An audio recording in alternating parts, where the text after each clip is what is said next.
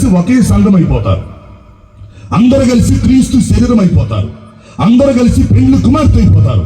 ఆ విధంగా యేసు క్రీస్తు అటు క్రీస్తునందున్న మృతులను సజీవుల్ని రెండు గ్రూపులని, రక్షణ పొందిన రెండు గ్రూపులను కలుపుకొని మధ్యాకాశంలో కలుసుకొని మన అందరిని తీసుకుని అప్పుడు పరలోకానికి వెళ్తాడు.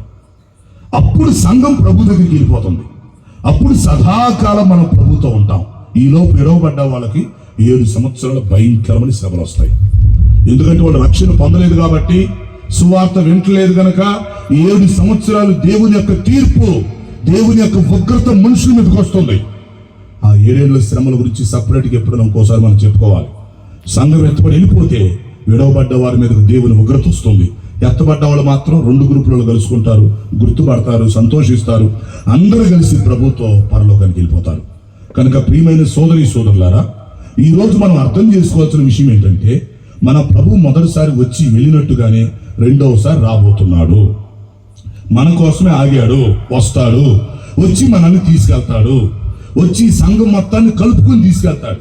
అటు మృతులందరినీ పరదేశం నుంచి బయటకు తీసుకొచ్చుకొని, ఇటు భూమి మీద ఉన్నటువంటి మనందరిని కలుపుకొని అక్కడ మధ్యాకాశంలో కలిపి అందరిని కలుపుకొని ఒకే సంఘముగా, ఒకే కుటుంబంగా తండ్రి దగ్గరికి మనల్ని తీసుకెళ్ళిపోతాడు.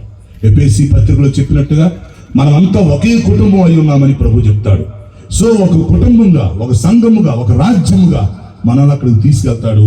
సదాకాలం మనం ప్రభుతో ఉంటాం.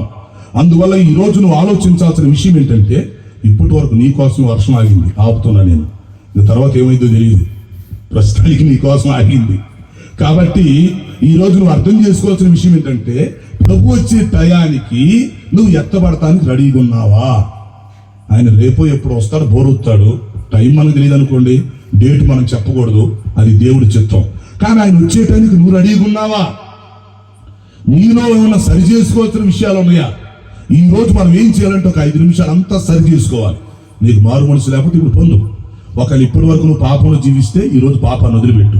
ఇప్పుడు దాకా నువ్వు బాప్తిసం తీసుకోకుండా వాయిదా వేసుకుంటే బాప్తిసం తీసుకో. ఇప్పటి వరకు నువ్వు చర్చికి రాకుండా బయట ఉంటే ఎక్కడి నుంచి నువ్వు సంఘానికి రా.